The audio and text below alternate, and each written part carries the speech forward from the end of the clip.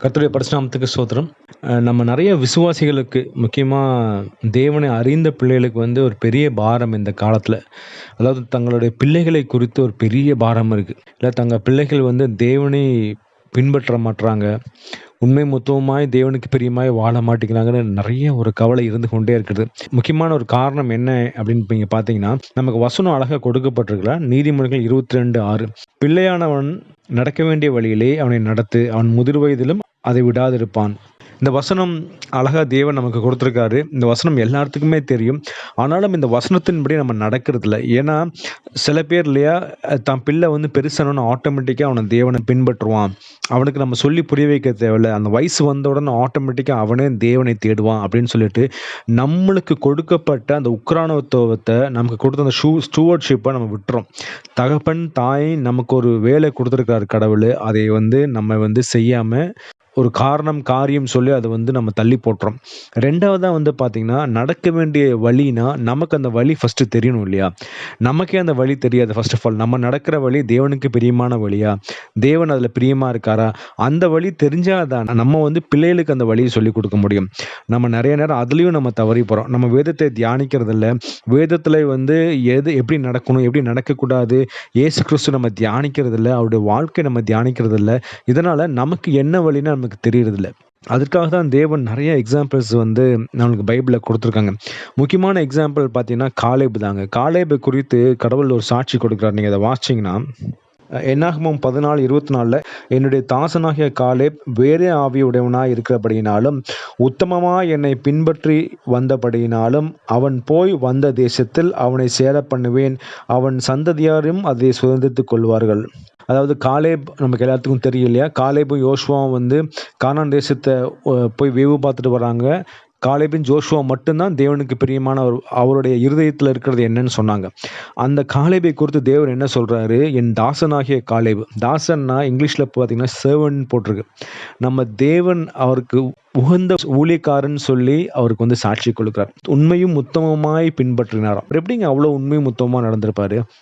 நீங்க பின்னாடி நீங்க வாசிக்கும்போது யோசுவா 14:11 மோசே என்னை அனுப்புகிற நாளில் எனக்கு இருந்த அந்த பெலன் இந்நாள் வரைக்கும் எனக்கு இருக்கிறது. யுத்தத்திற்கு போக்கும் வரத்துமா இருக்கிறதுக்கு அப்போது எனக்கு இருந்த பெலன் இப்பொழுதும் எனக்கு இருக்கிறது. அதாவது காலேபுக்கு இப்போ 80 வயசு ஆயிடுச்சு. அவர் என்ன சொல்றாரு? மோசே எனக்கு 40 வயசுல என்னை அந்த வேவு பார்க்க அமிச்சாரு. அந்த பெலன் எனக்கு இன்னைக்கும் இருக்கு. 80 வயசுல சொல்றார். அன்னைக்கு நான் தேவனை உண்மையா பின்பற்றேன். 80 வயசுல நான் பின்பற்றி கொண்டிருக்கிறேன். உத்தமமா நான் பின்பற்றேன். கடவுள் சொன்னதை எப்படி சொன்னார்னா, கடவுள் கானான் தேசத்திற்கு அத்தனை பேர்த்தையும் துரத்தி விட சொன்னாங்க. காலேப் சொல்றார், எனக்கு இந்த தேசத்தை கொடுங்க. அந்த தேசத்துல இருக்கிற ராட்சசர்களை நான் துரத்தி விடுறேன். துரத்தி அடிச்சுட்டு அதுக்கப்புறம் அந்த இடத்த நான் சுதந்திரத்துக் கொள்றேன்னு சொல்றாரு. கடவுள் கூட சொல்ற வசனத்தை அப்படியே கேட்கிறாருங்க. கேட்டு அப்படியே பின்பற்றாரு. இது எப்படி வந்திருக்குன்னு நீங்க பார்த்தீங்கன்னா, எப்படி காலேபுடைய அந்த உண்மையும் உத்தமமான தன்மை அவங்க சந்ததியே கானான் தேசத்துக்கு கூட்டிட்டு போகுதோ, அதே மாதிரி காலேபோட அப்பாவும் அப்படிதானங்க இருப்பாங்க. காலேபோட அப்பாவை நீங்க யாருன்னு நீங்க பார்த்தீங்கன்னா, அதுல வசனம் அழகா இருக்கு. நீங்க 14:6 பார்த்தீங்கன்னா, அப்பொழுது யூதாவின் புத்திரர் கில்காலிலே யோசுவாவினிடத்தில் வந்தார்கள். கேனாசியனான எப்புன்னேயின் குமாரனாகிய காலேப். அதாவது கேனேசியன்கிறது பார்த்தீங்கன்னா, அது ஒரு வேற ஜாதி. அதாவது நம்ம நிறைய பேர் என்ன நினைச்சிருக்கோம்? காலேப் யூதா வம்சம் அப்படின்னு நம்ம நினைச்சிட்டு இருக்கோம். ஆனா உண்மையா பார்த்தீங்கன்னா, யூதா வம்சத்துக்குள்ள கொண்டு வரப்பட்டார் காலேப். அவருடைய தகப்பன் யாருன்னா எப்புன்னே. அவருடைய வம்சம் என்னன்னு போட்டிருக்குன்னா, கேனேசியன் வம்சம் போட்டிருக்கு இல்லையா?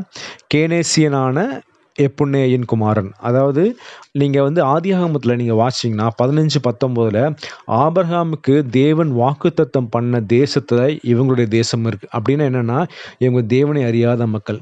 ஒரு தேவனை அறியாத மக்கள் தேவனை தங்கள் சொந்த தெய்வமாக ஏற்றுக்கொண்டனர். சந்ததி சந்ததியாய் பின்பற்றி வந்ததனால கடவுள் காலேபின் மூலியமாக அவன் சந்ததியை கானான் தேசத்துக்கு கூட்டிட்டு வந்துட்டார்.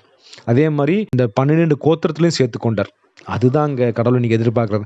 நம்ம தேவனை அறிந்த மக்கள் சந்ததி சந்ததியாய் கிறிஸ்தவர்னு சொல்கிறோம். நம்ம பிள்ளைகளுக்கு என்ன சொல்லிக் கொடுக்குறோம்? அதாவது தேவனுக்கு பயந்து நம்ம வாழ்கிறோமா? நம்ம நடக்க வேண்டிய வழியில் அவங்களை நடத்துகிறோமா? காலேபை போல 80 வயசுலையும் நான் இன்னும் உண்மையாக உத்தமமாய் நான் இருக்கிறேன்னு சொல்ல முடியுமா? நம்ம சொல்ல முடியுமா? நம்ம சொன்னாதான் நம்ம பிள்ளைகளும் சொல்லுவாங்க.